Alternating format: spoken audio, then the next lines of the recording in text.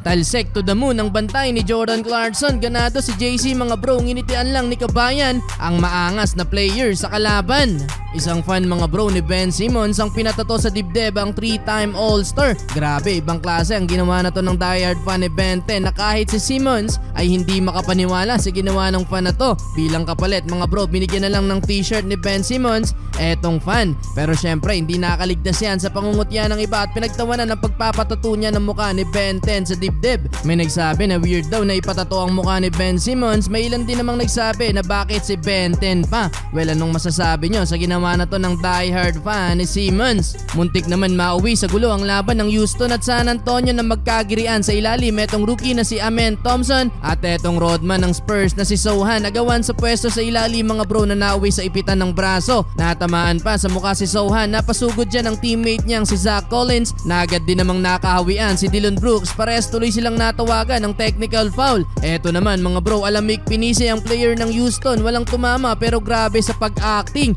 Nakakapagtaka lang na hindi na technical dyan si Tate dahil sa pag-flop niya. Offensive foul pa ang ipinito sa player ng Spurs. Utah Jazz laban sa NBL team ang New Zealand Breakers. Starting 5 sa game na to si Jordan Clarkson mga bro at siya din ang unang nakabutas sa opensa ng Jazz. Pasok agad ang unang bitaw sa wing 3-pointer. Dito naman konting banggalang ni Kabayan, laking space na ang na-create for the easy 2 points. Nang ulitin nga yan ni Clarkson mga bro, lipad ang mas manipes na bantay. Ganado sa opening quarter si JC.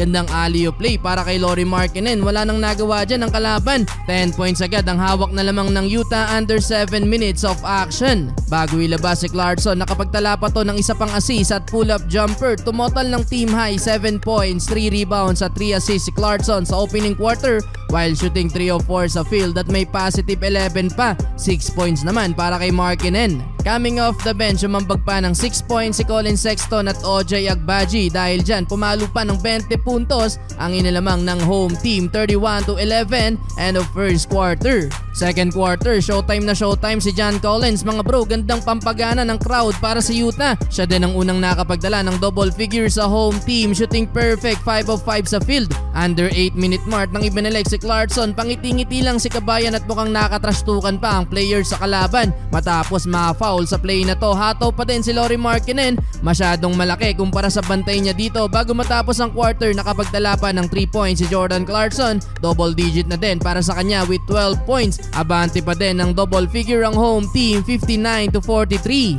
Entering the third quarter mga bro, kota na si Jordan Clarkson at Lauri Markkanen at John Collins at hindi na pinalaro pa ng Utah Jazz. Total of 15 points para kay Lauri Markkanen mga bro with 7 rebounds at 1 steal, shooting 5 of 12 sa field. 12 points naman para kay Clarkson, 4 of 7 sa field at 9 points para kay John Collins.